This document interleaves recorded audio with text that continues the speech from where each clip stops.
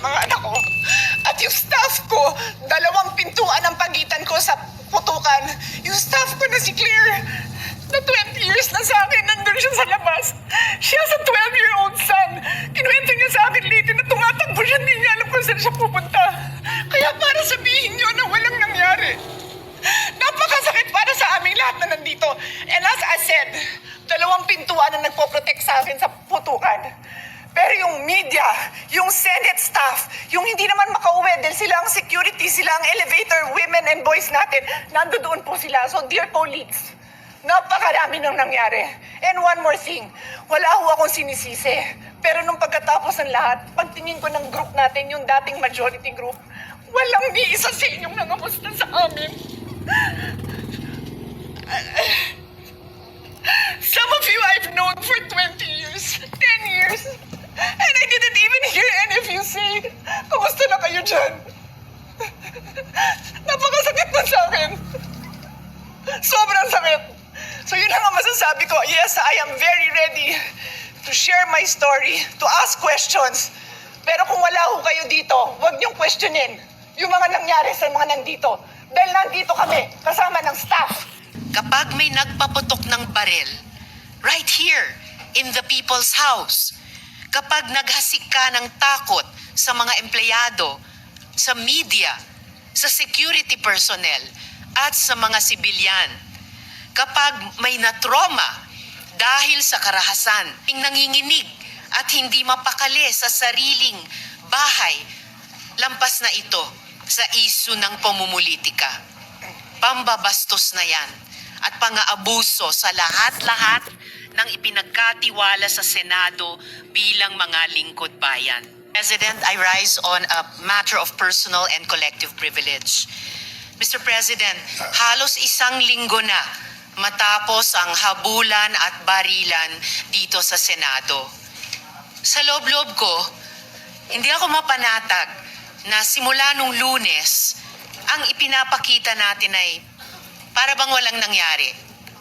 Na para bang hindi nabastos ang ating institusyon, ang ating mga empleyado, at ang mga Pilipino. Hindi maliit na bagay ang nangyari dito. At lalong hindi dapat inaasa sa mga Facebook Live, press conferences at media interviews ang pagtatahi-tahi ng mga pangyayari. Ganito na ba talaga kababa ang inabot ng ating politika sa Pilipinas? Ito na ba tayo, Mr. President? Tuluyan na bang nilihis ng politika ang ating mga pamantayan sa pakikipagkapwa? The situation stooped so low that here, in and around these same august halls, may pwedeng magkasa ng baril sa harap ng mga sibilyan.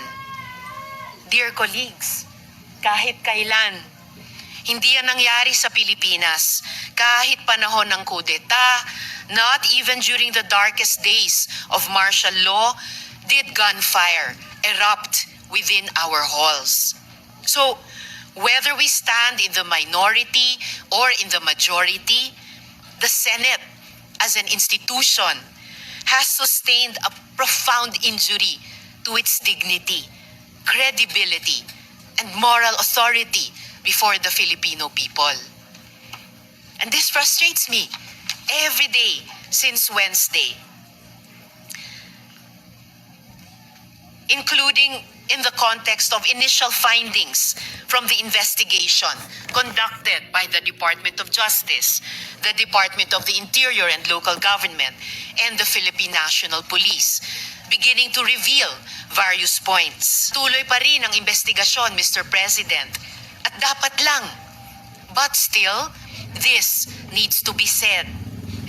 Kapag may nagpaputok ng baril, right here in the people's house, kapag naghasik ka ng takot sa mga empleyado, sa media, sa security personnel, at sa mga sibilyan, kapag may natroma dahil sa karahasan, at umuuwing nanginginig at hindi mapakali sa sariling bahay, lampas na ito sa isyu ng pamumulitika.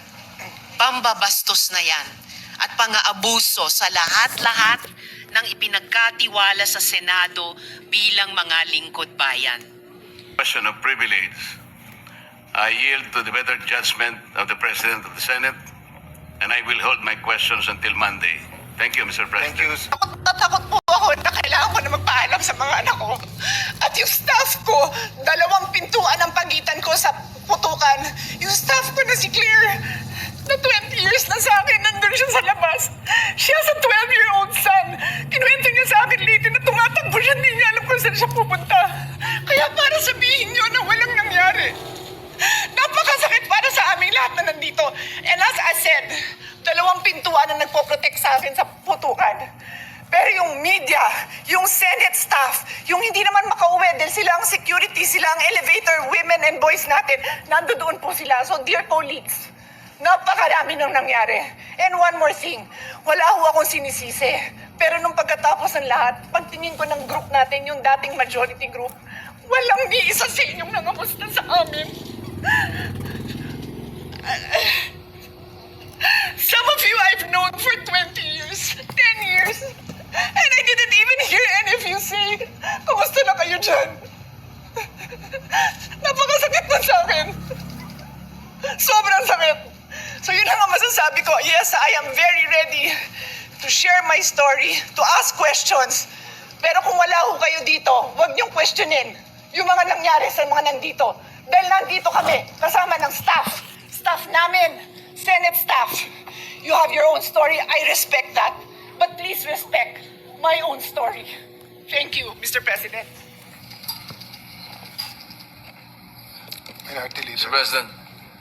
Yes, of course, we sympathize with the manifestation made by Senator Pia Cayetano. But my position is merely to give a suggestion for your consideration and for the consideration of our colleagues. I think this particular issue, once culminated, should be referred to the Committee of the Whole.